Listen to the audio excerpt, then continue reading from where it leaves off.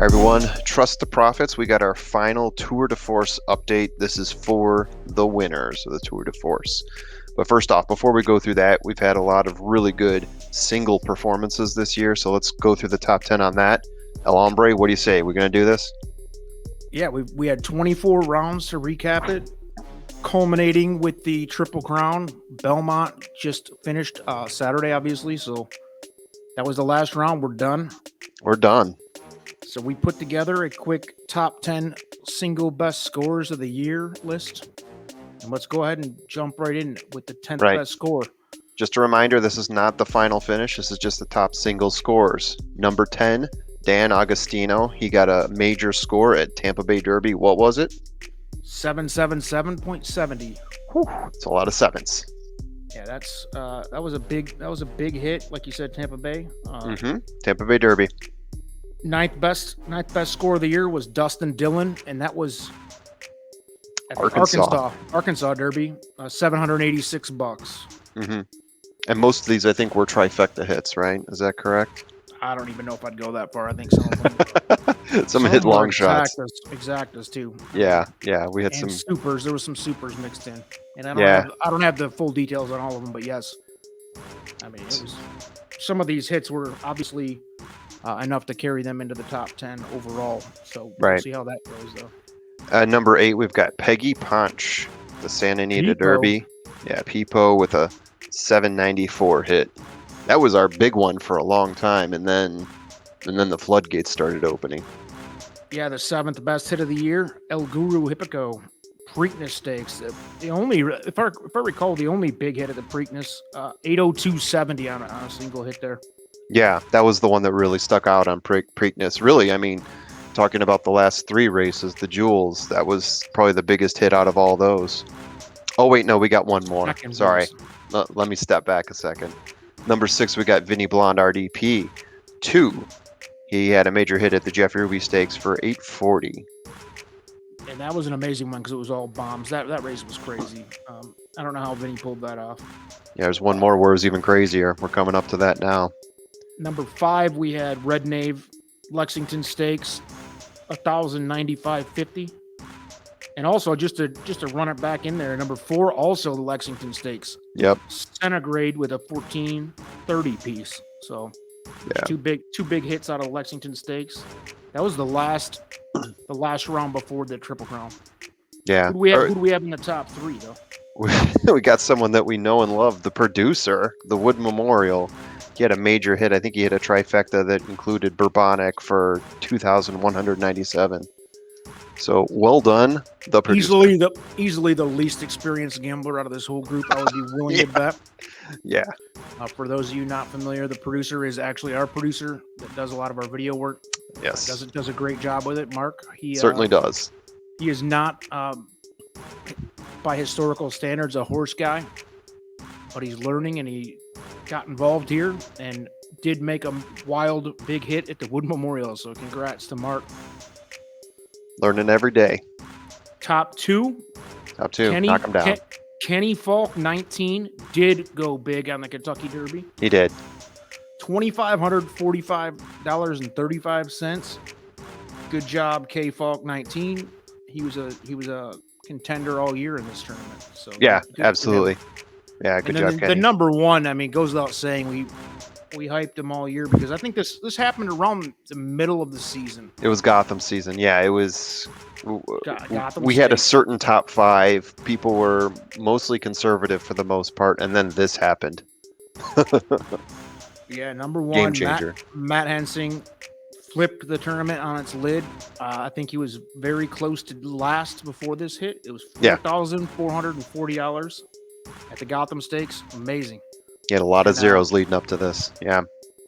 And without spoiler alerting too much, that was a lot. That was a big hit, a game changer, like you said. Awesome hit. And it really shook things up because, like you said, up until that point, we had 4 or 5 people that were, had taken a stand as the strong players. Yeah. The people we expected to be scoring week in and week out. And then bang, Hensing hits the 1 week. Bang, the producer hits a couple weeks later.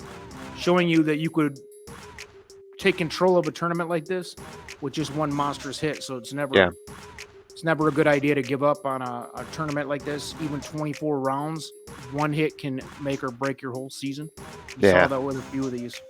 Definitely changed the way I played the game. That's for sure, because it was total catch-up time. I didn't touch essential quality in the same way that I would have had I been in a better place. Yeah, guaranteed. That's the same for me. And I was actually talking to Vinny Blonde earlier, who was one of the best players in this tournament. Absolutely. And I said the same thing. I said I gave up too soon on playing it, like a straight ticket, like I normally would. Yeah. Tried to start taking stabs at things that are normally out of my wheelhouse. I don't personally bet a lot of superfectas and stuff like that. It's not my style. Right. I like to be consistent ROI guy. I don't take huge swings. I usually try to build bankroll over time. Yeah. And I let a couple of these guys' huge monster hits take me off my game, and it's not going to happen season 2. But it was fun to watch. It was awesome. That's what made it cool. The strategy gets you had involved, guys you had guys like Vinny and Ken Falk and Dustin Dillon and those guys scoring every week. Yeah. Myself early in the year, and we were all fighting top 10, top 5 all year, and boom, these guys changed the game with a couple of big swings. It happened for them this time. Maybe it won't happen for them next time. Maybe it happens for somebody else, but they took me off my game. Admittedly, but that's what makes it cool. That's the difference between a tournament and a consistent, somebody a consistent bankroll player. Right. So let's go through the top 10. Let's see how they finished. You want to start with number 10? Yeah, number 10. Paynes Picks. Paynes Picks moved up from 13 into the top 10. Had a nice score there at Belmont. Yeah, exactly. He was I think he's come in and out of the top 10 a couple times. Mm-hmm. Jumped back in from 13th, like you said, with a $375 score. His total for the year was $23.8350. Mm-hmm. Ninth position, we have Red Knave, who stayed in ninth. He scored mildly at 37.5. I think that was a couple dollar or a $5 exacta or something like that. And the exacta paid pretty weak at the Belmont. Yeah. But nice season again. And again, we had 30 or so entries in this tournament. So to be in the top 10 means you beat 2/3 of the field. So right. And Red Knave at 9th is where the people start making more than they bet too. We had $2,400 spends and then $2,490. So he finished 90 above. Everyone above now is going to be a profiteer. Yep. So who do we have 8th? Who was 8th this year? Dan Agostino, guy who's been up there, I feel like almost all year. He was in and out, but I think he's been in more than out. Had $25 win at Belmont. He was able to stay there at 8th place. Yep. 7th place, we had Centigrade, another one who was, I think, more in the top 10 than out of the top 10 all year. Yeah. Stayed 7th from the Preakness in Belmont. 27.68.70. Nice season, profitable, like you said. Everybody from here is profitable. Exactly. 6th place and just outside the bubble for making the prize money here. Peepo. Yeah. Everybody loves and adores Peggy Ponch. Peggy Ponch. Former number 1. She held the position for a little while, a week, 2 weeks. Had a real big score, as we said earlier. I think a trifecta in one of the races.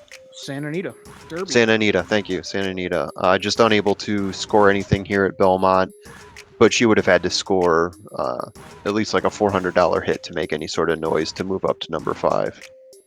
Yeah, and number 5. Top 5 kind of separated themselves here in the last few weeks and didn't jockey around much except for spots 2 and 3 we'll talk about here in a minute, but yeah. Who do we have at 5? These are the people who are getting prize money back. Congratulations to everybody from here. So number 5, Dustin Dillon, he was in 5th, and he did separate himself from Peggy Ponch by hitting a 322.50 hit at Belmont Stakes. So he really did separate it out and put that top 5 up to another level. So well done, Dustin. You're our first prize winner. 32.60. 32.60. Yeah. So, congrats again, Dylan. Well nice done. job. He was in the mix all year for sure. Yeah, we said that name before. Yeah, many times. Fourth place, we just spoke about the producer. I'm going to call him the rookie sensation here. About The 80%. producer should be renamed the Prodigy, right? Yeah, Like about those first four 80% of his letters. money came on one hit, I think. Yeah. Maybe not 80%, but a good portion, and that's all. That's what it took. He did a lot of minor hits to support the big hit. He only had $30 come back for the Belmont, but look, he finished with 32, 98, 90. Real close with Dustin Dillon for fourth and fifth there. He pretty much but- needed that $30 of separation. Otherwise, it would have been about 8, right? I mean, that Yeah, helped him give him some space. the top 5 was real close. I mean, It was. It was a good contest. It was a lot of fun, like I said. So, Yeah. Top 3 now. These were the Top three. guys that were hoping to take a swing at the fences and win this thing here in the last round. Yeah. We have third. Number 3, we got Ken Falk. We've said his name before, Ken Falk 19. Joe Sakic fan, I believe. Can't fault him for that. 3,680. He had a $65 hit at Belmont. So well done, Ken. You're number 3. Second place overall. Took command at second. He was third for the last few weeks, I believe. Yeah. Vinny Blonde, RDP 2. Major hit. Yeah. Real dynasty picks of Vinny. 39, 37, 80 with a 490 hit at the Belmont. He shoved in, I want to say it was a $40 or $50 straight exacta. With the Belmont. Nice. Nice. And maybe a $50. His other $50 was on EQ to win, so he played that about as smart as you could. About as smart as you can do it. Yeah. That'll do it right there. He bounced himself from third to second on the last week. So congrats to Vinny. Everybody knew he was going to be a major threat all year. Yeah. And he was. So finishes Smart second. Now about the winner. And the winner. We even have to say it. He took control at the Gotham Stakes. The Gotham Stakes. Halfway through, not even halfway through. It was fairly early in the season with the ridiculous hit. Took control and then did just enough to maintain it for the rest of the year. Who was it? Matt Hensing, 5,217 and 80 cents. 0 hits at Belmont, but he didn't need it. He was easily 1,300 ahead of the next player, Vinny Blonde, RDP2. So Matt Hensing put himself ahead, didn't look back. I think his one hit is actually bigger than second place because he had a $4,000 Yes. hit, right? Yes, he So did. that one hit literally beat everybody in 24 races. That one race beat everyone else's picks in 24 races. And Impressive. I'm just gonna say it for you like this too. Matt Hensing, I hope he lives a long and prosperous life. But on his tombstone will be first ever inaugural Tour de Force champion. I mean, what an honor for him to be the first champion ever. Amazing to be such a part of history, horse racing history. It's going to be a Secretariat. I don't know, American Pharaoh. Mm-hmm. You name it. I mean, let's make a Mount Rushmore real quick. But Why Matt not? Hensing is Matt now Hensing. on it. Yeah. There he That's is. it. That's what I got. Yeah. I mean, on that tombstone, right? Hashtag game changer as well. You might as well throw that in there. He did. He changed. He shipped it on me because he made me change. Like I said, he took me off my game. My bad. It's not happening again. I should have been playing for second or third or fourth. Yeah. But Play for the instead, money. I kept trying to swing for the fences and ended up airballing about the last 8 weeks in a row. Yeah. Um, Yeah. Well done, but Matt Hensing. We learned from that. Yeah. And guess what? Tour de Force Season 2. Starting late June. Yes. It looks like it's probably going to be, and I'm going to commit about 99% to June 26th. Okay. We will announce the full schedule very soon, so we can start getting some commitments. We have Yeah. We're starting to put together the several schedule. Several people pre-registered and paid already. We want this to be bigger and better, and there's going to be some slight rule changes. We'll discuss that later. The schedule is being finalized now. We should announce the official schedule in the next week. Yeah. And a lot of these guys will be participating. We want some new players. It'll be fun. Yeah. You can ask any of these guys online. I think everybody had fun. I got a lot of positive feedback today with the final standings email that went out, and it seemed like everybody had a great time. I know I did. Yeah, me too. I had a great time. Didn't finish in the money. Had a blast. Me neither. And I was in it. I was in the money for most of the season. Like I said, I threw it away by trying to be a hero and trying to get a big hit. But it's part of the game. Until next time, I think, like I said, June 26th. So shoot us an email if you're curious to join or you have any questions. Trusttheprofits@gmail.com. And we will, get you set up for registration for season 2. It is starting at the end of June, and it's going to be culminating at the Breeders' Cup. That'll be the finale. Full schedule to come soon. It's going to be awesome. It's going to be awesome. We'll talk to everybody then. And again, any questions, comments, whatever. We want your opinions on it. Comment on this video if you need to about what was good and what was bad about the first season. All right. All right. Anything else? Nothing from me. All right. Let's look forward to season 2. Peace out, everybody. Let's do it, man. Bye.